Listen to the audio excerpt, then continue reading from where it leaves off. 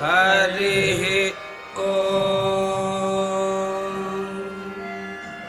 सहस्रशीर्षा पुरुषः सहस्राक्षः सहस्रपात् स भूमिं विश्वतो वृत्वा अत्यतिष्ठद्दशाङ्गुलम् पुरुष एवेदगुं सर्वम्। राधे कृष्ण पेनांगूर क्षेत्रम ब्रह्मई समेत पांडुरंग स्वामी की इनके गुरुवारम पौर्णमी पूर्तियागी एंबरमानुक्कु कुளிர कुளிர பால் திருமஞ்சனம் ஆயின்றிருக்கு.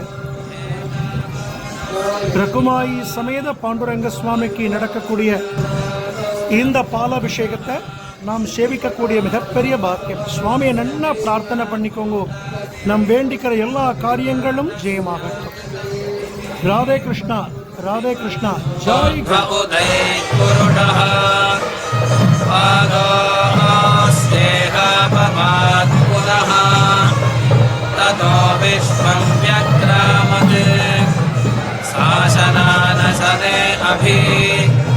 तस्मात् विराजजायत विराजो अधिपूरुषः स जातो अत्यरिष्यत पश्चाद्धो विमतो पुरः यत्पुरुषेण हविषा